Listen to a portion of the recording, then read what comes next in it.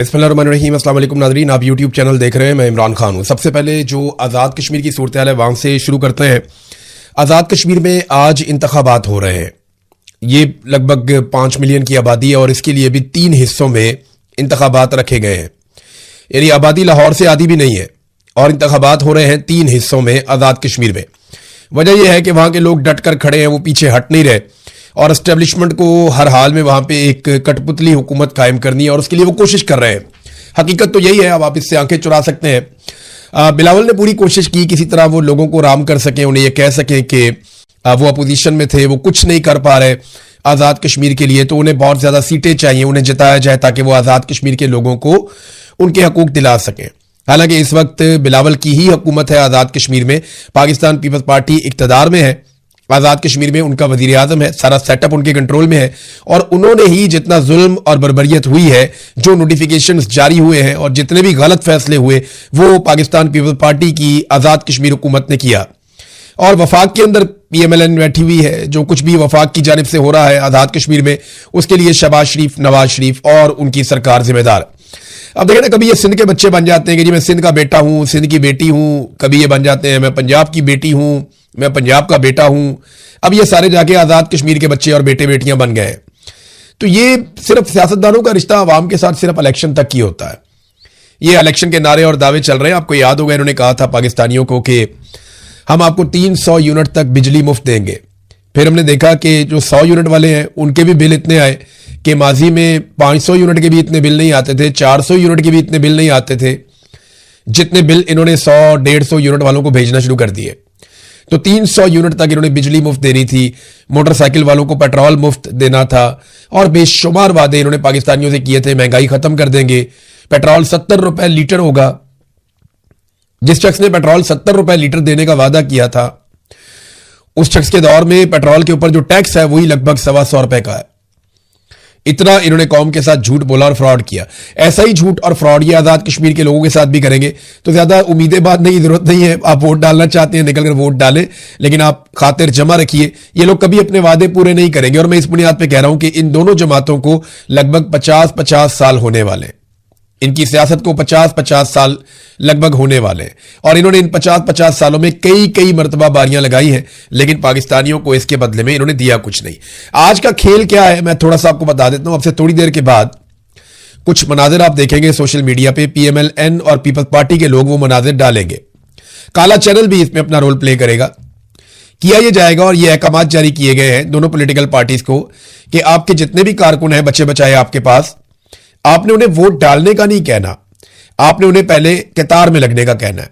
कोशिश करें कि 100 लोग, 50 लोग, 200 लोग कतारों के अंदर खड़े हुए नजर आए और वहां पे आप लोगों की वीडियोस बना लें और फिर आप सोशल मीडिया पे डालें कि देखें कितनी बड़ी तादाद में लोग निकले आज़ाद कश्मीर में वोट डालने के लिए। देखिए हर MNA या MPA के 100, 200, 400 लोग तो अपने जाती होते ही है ना, पंजाब में भी, सिंध में भी। इसी तरह जो आज़ाद कश्मीर में उम्मीदवार इलेक्शन लड़ रहे हैं, को बहुत ज्यादा नहीं तो 100, 200, 300, 400 लोग तो उनके अपने जाती होते हैं, फैमिली बरादरी के करीबी। मुलाजमीन ही जो है वो 50-60 बंदा निकल आता है कम से कम घर से ही। तो इन लोगों को खड़ा करके आपने लाइनें बनाकर दिखानी है कि जनाब ये देखें लाइनों में लोग लगकर वोट डालने के लिए खड़े हैं, ताकि ये तासुर दिया जाए कि आज़ाद कश्मीर के लोगों ने इलेक्शन के अंदर दिलचस्पी दिखाई है। हालांकि ओवरऑल कोई इलेक्शन में दिलचस्पी नहीं। आपको ये वीडियो थोड़ी देर में नजर आ जाएगी, लेकिन हमारे बहुत सारे दोस्त हैं वो कोशिश करेंगे आज़ाद कश्मीर से रिपोर्ट करने की। जितना वो रिपोर्ट कर पाएंगे वो करेंगे, जो वो नहीं करेंगे वो हमें बताएंगे या हमारे जैसे और दोस्तों को बताएंगे, तो हकायक आपके सामने आ जाएंगे। इलेक्शन से ठीक एक दिन पहले PMLN ने अपने पांव पे कुल्हाड़ी मारी और इस मरतबा कुल्हाड़ी थी इंफॉर्मेशन मिनिस्टर के हाथ में। जो फेडरल इंफॉर्मेशन मिनिस्टर है उसने बड़ा अजीबोगरीब स्टेटमेंट दे दिया इलेक्शन से बिल्कुल एक दिन पहले। कश्मीरियों को ज्वाइंट अवामी एक्शन कमेटी को गद्दार करार दे दिया और भारत के साथ, रॉ के साथ उसके ताने बाने जोड़ दिए। यानी मैं हैरान हो रहा हूं, कोई इतना अकलमंद भी हो सकता है कि इलेक्शन से बिल्कुल एक दिन पहले वो जिस इलाके में इलेक्शन होने जा रहा है वहां के लोगों को गद्दार डिक्लेयर कर दे। वो ये कह दे कि ये लोग जो है वो इंडिया के साथ मिले हुए हैं या ये पाकिस्तान के खिलाफ साजिशों का हिस्सा है। हमने जी राह का कोई एजेंट और कोई सहूलतकार पकड़ लिया है, पता चला जनाब कि ये सारा काम जो है वो ज्वाइंट अवामी एक्शन कमेटी के मामलात में हो रहा है और उनके ताने बाने उनके साथ जुड़ते हैं। ये बहुत ही बेवकूफ आदमी होगा जो कोई ऐसी हरकत करेगा। बहरहाल आपके इंफॉर्मेशन मिनिस्टर ने हरकत की है, इसका खुमियाजा तो PMLN को भुगतना पड़ेगा आज के इलेक्शन में, क्योंकि कश्मीरी इन चीजों को नोट कर रहे हैं, इन चीजों को देख रहे हैं। लेकिन देखिए इनको एतमाद बड़ा है, एतबार बड़ा है इनको मिलिट्री एस्टेब्लिशमेंट में। इनको पता है कि वहां के जो सेक्टर कमांडर साहब हैं या वहां के जो chief of the army staff है, जो पाकिस्तान के फील्ड मार्शल साहब, ये लोग हमें जितवा देंगे। पीटीआई वैसे ही मुकाबले से बाहर है, ज्वाइंट अवामी एक्शन कमेटी इलेक्शन लड़ ही नहीं रही। तो ये टोटल 4-5 जमातें हैं जो इलेक्शन में, जिनमें खासतौर पर पीपल्स पार्टी का और फजल रहमान साहब का इत्तेहाद हुआ है। पीएमएलएन जो है वो अपना इलेक्शन लड़ रही है, और एक इत्तेहाद करवाया गया है मुस्लिम कॉन्फ्रेंस का और आईपीपी का। तो ये जनाब 4-5 जमातें हैं जिनके लिए मैदान खुला छोड़ा गया है, और इन्हीं में सीटें बांट के तो आपस में इनकी हुकूमत बना दी जाएगी। और इनको पता है कि हुकूमत बनाने के लिए हमें अवाम की जरूरत नहीं है, ये तो मिलिट्री एस्टेब्लिशमेंट जिनके जूते हम पॉलिश करेंगे वो हुकूमत बना कर देंगे। तो इसलिए अब ये किसी को गद्दार कहे, चोर कहे, डाकू कहे, लोगों को नाराज करें, इससे इन्हें फर्क कोई नहीं पड़ता। अलीमा खानम नादरीन जहां जहां पब्लिक में जा रही है, काफी अच्छा उनको रिस्पॉन्स मिल रहा है। उन्होंने 3 मुतालबात सामने रखे हैं। ये तीनों मुतालबात बड़े इंपॉर्टेंट हैं। उन्होंने कहा जी जो हम तहरीक चलाने जा रहे हैं, और हमने पार्टी से भी कहा है कि आप प्लानिंग करें और तैयारी पकड़ें, हम तैयार हैं, लोग निकलने के लिए तैयार हैं। हमारा पहला मुतालबा यह है कि इमरान खान का अस्पताल में इलाज करवाया जाए। हमारा दूसरा मुतालबा यह है कि इमरान खान की कैद तन्हाई का खात्मा किया जाए, उनकी मुलाकातें बहाल की जाए, उनके तमाम कानूनी हकूक बहाल किए जाएं। तीसरा मुतालबा, उन्होंने कहा जी हमारा तीसरा मुतालबा यह है कि जजेस अगर इंसाफ नहीं दे सकते तो वो अपने घरों को जाएं, नाइंसाफी करके मुजरिम ना बने, अदालतें बंद करें और अपने घर जाएं। नाइंसाफी करने वाले जजेस घर जाकर बच्चों को क्या बताएंगे? इमरान खान को जेल में रखने के बदले हराम का पैसा घर ला रहे हैं। जजेस की जिम्मेदारी है कि वो नाइंसाफी के खिलाफ डट जाएं, पूरी कौम उनके साथ खड़ी होगी। ये जनाब अलीमा खानम का स्टेटमेंट है। इसमें ना एक चीज आप और देख लें कि अलीमा खानम ने कहा कि 5 अगस्त को हम एक फैसला कुन मार्का करेंगे। देखिए दोनों की एहतजाज तो दोनों करना चाहते हैं, मकसद भी एक है। चाहे पाकिस्तान तहरीक इंसाफ बतौर एक पॉलिटिकल पार्टी है, बल तो अभी इस वक्त तो पाकिस्तान तहरीक इंसाफ नाम की कोई पार्टी है ही नहीं। अभी तो इक्तदार के अंदर आप तहरीक इंसाफ का इक्तदार या तहरीक इंसाफ का मेंबर आप ये कह तो सकते हैं, लेकिन इलेक्शन कमीशन ने तो पार्टी फारिग की हुई है। तो एक तरफ जो लीडरशिप है उसका मकसद भी ये है कि इमरान खान साहब रिहा हो जाए।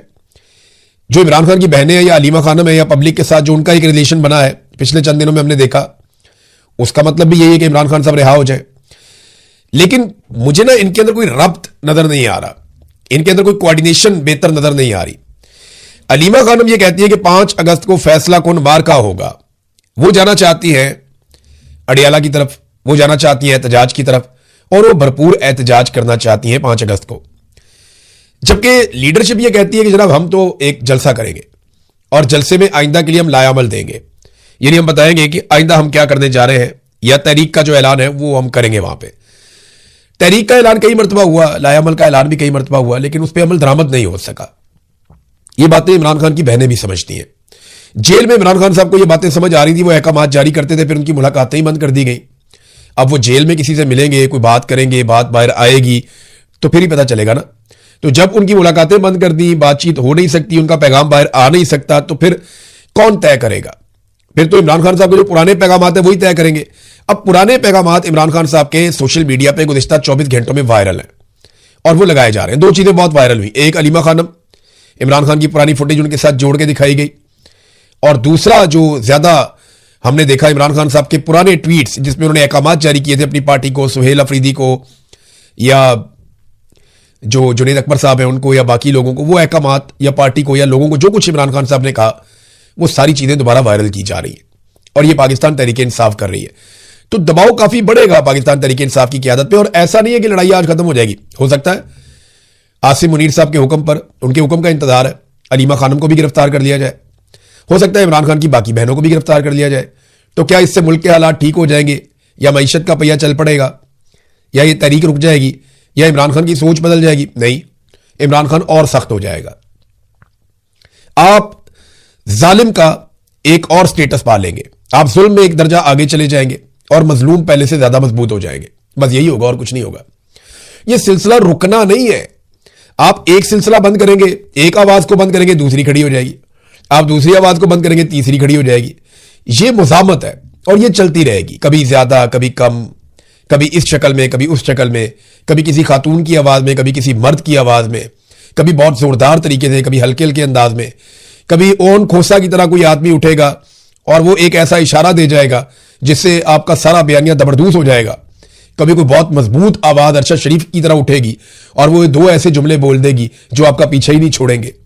ये लड़ाई चलती रहेगी, ये जान नहीं आपकी छूटनी जब तक कि आप अपने आईनी किरदार में वापस नहीं जाते। ये बात मैं मिलिट्री एस्टेब्लिशमेंट को कह रहा हूं, जितनी जल्दी इनको समझ आएगी उतना पाकिस्तान का भला हो जाएगा और उतना ही पाकिस्तान के लिए मामला बेहतर रहेगा। नाज़रीन, राणा सनाउल्लाह साहब ने अपनी इत्तेहादी जमात पाकिस्तान पीपल्स पार्टी पे एक इल्जाम लगाया था। उन्होंने कहा जी ये लगभग 3000 अरब रुपया ये लूट के गल्फ ममालिक में ले गए। पीपल्स पार्टी पे उन्होंने इल्जाम लगाया। तो हमारे एक जर्नलिस्ट हैं दोस्त शहजाद इकबाल साहब, उन्होंने सवाल कर दिया राणा सनाउल्लाह साहब से। उन्होंने पूछा जनाब कि आपने कहा था कि 3000 अरब ये ले गए लूट के, तो इसकी तफसीलात क्या है? राणा साहब नाराज हो गए। उन्होंने कहा जी आपको यकीन नहीं पहुंचता सवाल करने का, यानी हम जिस पे मर्जी इल्जाम लगाएं आप सवाल भी नहीं कर सकते। देखिए पब्लिक का पैसा चोरी हुआ ना, 3000 अरब जो चोरी होकर गया वो राणा सनाउल्लाह की जेब से या नवाज शरीफ की जेब से तो नहीं गया। जो वो कहते हैं जी हमारा पैसा गया आपको क्या लगे, नहीं, ये कौम का पैसा चोरी होकर गया। और जो मीडिया काम करता है वो लोग देखते हैं ना, उसको सुनते हैं। तो मीडिया ने तो वो खबर पे काम करना है। जब 3000 अरब चला गया तो मीडिया तो पूछेगा जनाब आप कह रहे हैं चला गया, कहां चला गया, कौन ले गया और कैसे वापस आएगा, ये सवाल तो मीडिया को करने हैं। तो राणा साहब कहते हैं नहीं जी इससे पीएमएलएन और पीपल्स पार्टी की लड़ाई हो जाएगी, यानी इससे बदएतमादी, यानी आप पीठ पीछे एक दूसरे को जो मर्जी स्टेटमेंट देते रहे, आपके स्टेटमेंट के ऊपर आपसे सवाल भी ना किया जाए। मुझे एक वाकया याद आ गया, ये राणा सनाउल्लाह की ना पुरानी आदत है, मैं बताता हूं कैसे।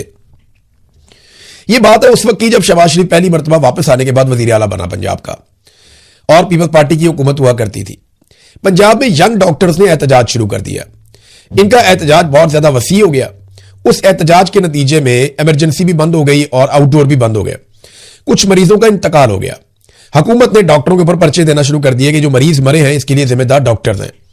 फिर कुछ दिन गुजरे, डॉक्टरों की और हुकूमत की सुलह हो गई। जब ये डॉक्टर और हुकूमत इकट्ठे बैठे हुए थे तो हम मीडिया वालों ने वहां पे सवाल पूछा कि जनाब जो मरीज मर गए थे आप लोगों की लड़ाई में, अब उसके लिए जिम्मेदार कौन है? तो राणा सनाउल्लाह ने, मुझे अच्छी तरह याद है, उस वक्त कहा था उसके लिए जिम्मेदार मीडिया है। तो मीडिया वाले सर पकड़ के बैठ गए, जनाब हम कहां से आगे जिम्मेदार?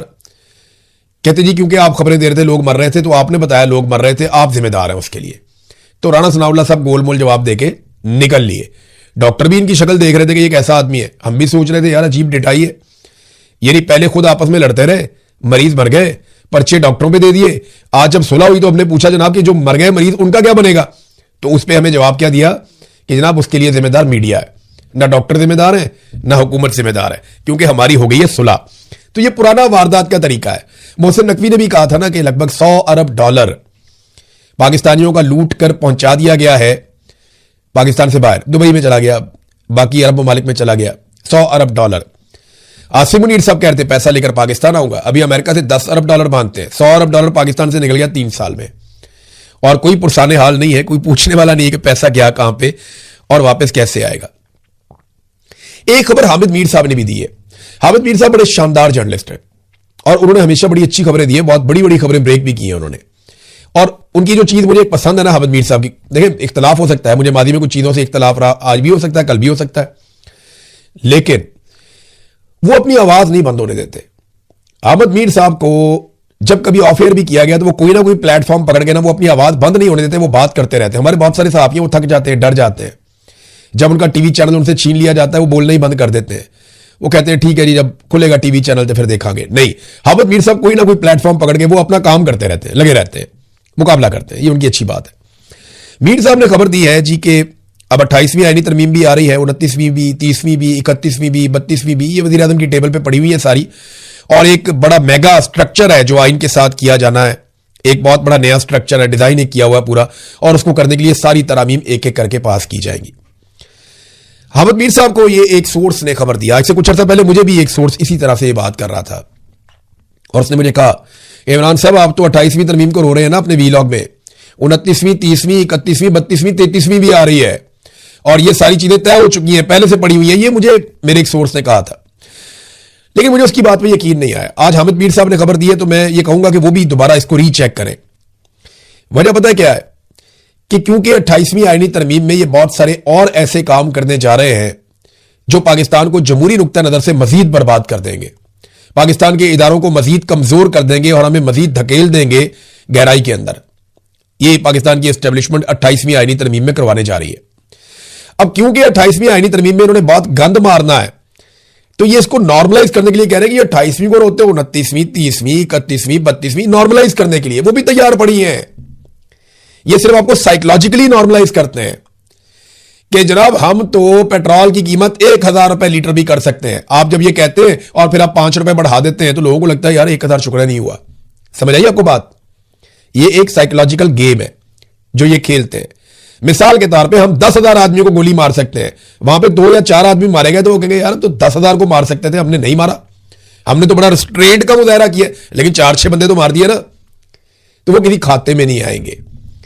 इसी तरह जहां पे कहते हैं जी हम तो अरबों खरबों की करप्शन कर सकते हैं, ये तो भाईजान चंद हजार का या चंद लाख का मामला है, आप क्या करते हैं? तो इसी तरह ये आईनी तरमीम को भी नॉर्मलाइज करने के लिए मुझे ऐसा लगता है इसको रीचेक करना चाहिए, क्योंकि मुझे जब ये खबर दी गई थी तो मैंने इसको इस एंगल से देखा था, मैंने रीचेक भी किया था, तो मुझे कहीं और से कोई शिवायत नहीं मिले थे। तो ये सिस्टम बाद औक़ात खबरें फैलाता है, जाली खबर अपने सोर्सेज के जरिए से बाहर निकालता है। मीर साहब बहुत समझदार और बहुत पुराने और घाघ जर्नलिस्ट हैं, मुझे पता है कि वो नतीजे तक बहुत जल्दी पहुंच जाएंगे। नाज़रीन, पाकिस्तान के एटमी असासों के खिलाफ एक बाकायदा डॉक्यूमेंट्री चलाई गई है DW न्यूज पे। देखिए कोई अच्छी खबर नहीं है। पाकिस्तान के एटमी असासों के हवाले से हमेशा से नेगेटिव प्रोपेगेंडा होता रहा, हमेशा से कहा जाता रहा पाकिस्तान एक कमजोर मुल्क है, यहां दहशतगर्दी है, यहां पे इंतहा पसंदी है, ये माली नुक्ता नजर से बहुत कमजोर है, इंतजामी नुक्ता नजर से बहुत कमजोर है, फौज का बहुत ज्यादा कंट्रोल है इस मुल्क में, जमहूरियत नहीं है, तो ये जो एटमी असासे हैं ये महफूज हाथों में नहीं है। बार बार ये कहा जाता रहा, मादी में प्रोपेगेंडा किया जाता रहा। अभी बाकायदा एक डॉक्यूमेंट्री जो है वो इसके हवाले से जर्मनी का एक जो स्टेट स्पॉन्सर्ड इदारा है DW, उसने एक डॉक्यूमेंट्री, ये 52 मिनट की डॉक्यूमेंट्री, अगर आप देखें तो आपको आइडिया हो जाएगा कि उन्होंने पाकिस्तान में कितने कीड़े निकाले हैं। डॉक्यूमेंट्री का उन्वान है पाकिस्तान न्यूक्लियर पावर एट ए क्रॉस रोड, यानी एक दोराहे के ऊपर खड़ी हुई न्यूक्लियर पावर पाकिस्तान, ये इनका एक जो नाम रखा डॉक्यूमेंट्री का वो इन्होंने ये रखा। वो कहते हैं इंतहा पसंदी है, आदम बर्दाश्त है, तशद्दुद में इजाफा हो गया है, मालियाती दिवालियापन है, मईशत बहुत नाकस है पाकिस्तान में, सियासी पोलराइजेशन बहुत बढ़ गई है, मुल्क का सबसे मकबूल आदमी जो है वो जेल के अंदर पड़ा हुआ। हर चीज उन्होंने एक एक बताई और बता के उन्होंने कहा जी कि जो एक कमजोर और बदनवान सियासी अशराफिया और सियासत पर फौज का मजबूत कंट्रोल है इस वक्त, ये सारी चीजें प्लस माइनस करने के बाद वो ये तो नहीं बताते कि अब रास्ता क्या आगे बढ़ने का, लेकिन वो ये कहते हैं कि ये एटमी ताकत है और एटमी असासों की हिफाजत और सिक्योरिटी को खतरे में डाल सकते हैं ये हालात।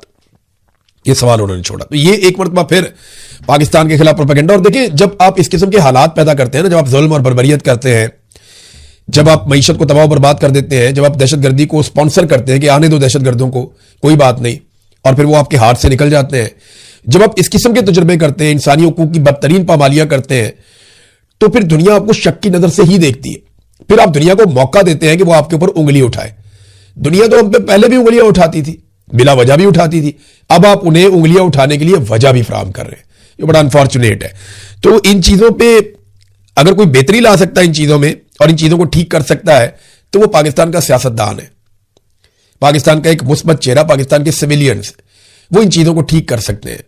मिलिट्री जनरल्स कभी भी इन चीजों को ठीक नहीं कर सकते और कभी भी एक अच्छा सॉफ्ट इमेज हमारे मुल्क का वो नहीं बना सकते, बना पाएंगे भी नहीं। अब्दुल हकीम काकड़ साहब जो शहीद हुए जज साहब, उनके कत्ल के हवाले से बलूचिस्तान में जिस तरह आवाज उठ रही है और जिस तरह अंदर ही अंदर एक लावा पकड़ा है, ये किसी को आइडिया भी नहीं है। आप बलूचिस्तान में किसी से भी बात करें, वो अब्दुल हकीम काकड़ शहीद की बात करता है कि ये एक इंसाफ पसंद जज थे, इन्होंने काफी ऐसे फैसले दिए जिनमें बहुत इंसाफ हुआ था। खास तौर पे CTD के खिलाफ इन्होंने एक फैसला दिया था। अब्दुल हकीम साहब जो जिन्हें कत्ल किया गया, उन्होंने तुरबत में CTD के खिलाफ FIR दर्ज करने का हुक्म दिया। CTD ने बालाज मौला बख्श को मुबैना तौर पे हिरासत में लेकर कत्ल कर दिया था, जिसके बाद बलूचिस्तान में शदीद एहतजाज हुआ था, जो इस्लामाबाद में 1 महीने तक जारी रहने वाले धरने पर खत्म हुआ था ये एहतजाज। और इसी केस में जज अब्दुल हकीम ने जो फैसला लिखा था वो ये मेरे सामने पड़ा हुआ है।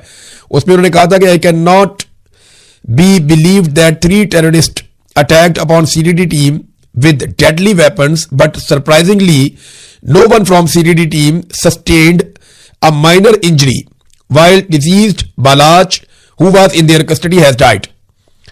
वो कहते हैं जी कि मैं इस बात पे यकीन नहीं कर सकता कि दहशतगर्द हमला करते हैं CTD के ऊपर, कोई बंदा भी इनका मामूली जख्मी नहीं होता और बालाज जो इनकी कस्टडी में है वो मर जाता है। तो उन्होंने कहा था कि CTD के ऊपर मुकदमा दर्ज किया जाए। अब इस तरह का फैसला करने वाले जजेस, अब वहां लोग ये कहते हैं कि डेथ स्क्वाड ने कत्ल किया है जज साहब को, अब्दुल हकीम काकड़ साहब को। एक डेथ स्क्वाड था जिसने कत्ल किया है। अब ये डेथ स्क्वाड जो है इनको फ्री हैंड है बिल्कुल, वहां पे ये वहां घूमते हैं फिरते हैं। इसके बारे में थोड़े दिन पहले अख्तर मेंगल साहब ने भी कहा। इसी के बारे में जो है वो बात कर रहे थे महमूद खान अचकजई साहब भी, बाकी लोग भी, बलोच पश्तून सब कहते हैं कि डेथ स्क्वाड बने हुए हैं और वो बंदे मार रहे हैं, टारगेट किलिंग हो रही है और उनको पूछने वाला कोई नहीं है, उनको फ्री हैंड है।